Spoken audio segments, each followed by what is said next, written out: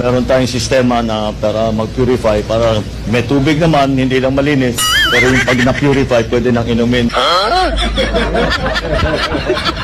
Maglalagay tayo ng mga tent.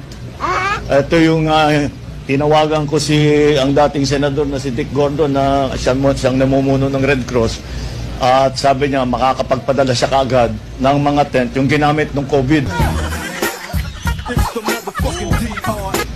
Wala nang COVID ito, safe na ito.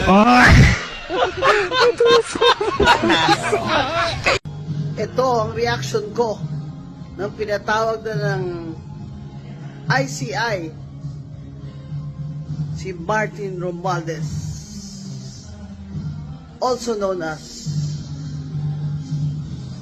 Martin Luther King and Kim Bon-Jing.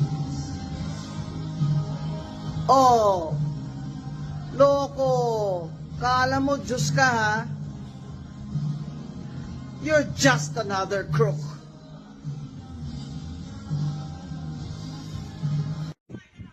Why is it na ang lumalabas sa NEP for a particular district, 1-point-something million lang ang hinihingi mo? I have the record, or 2.5 lang sa President's budget. Then suddenly, pagkalabas dun sa GA, bakit umabot na ng mga 21 billion? And nakita namin na talagang prevalent yung mga ghost and substandard projects sa lugar na yun. So what was the intention? Hindi naman tayo tanga. Nangyayari dito, lumalabas na tanga ang Pilipino, kaya pabayaan mo na lang sila. Hindi na nila mapapansin yan. Nakakainsulto isipin. Sino bang natatakot kay Martin Romualdez? Marami po siguro dito sa kapulungan ito.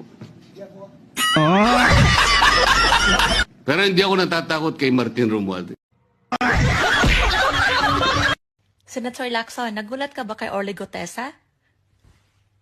Gulat na gulat ka kasi minensyon ang amo mong si Tamba, ang #1 kawatan dyan sa Pilipinas, na hindi nyo maimbestigahan dahil pinagtatakpan nyo ang kawatan. Mga magnanakaw sa kaba ng bayan. Pera namin yan. Bye-bye, crocodile. Oh, no! Una sa lahat, ang kalaban ko talaga ay si Martin Romualdez. Kasi siya yung doon nag-umpisa sa lahat ng mga issue ko. Tapos, si BBM naman, nisip ko, baka protektahan niya si Romualdez. So, kinalaban ko na din si BBM. So, ibig sabihin, weak president for you?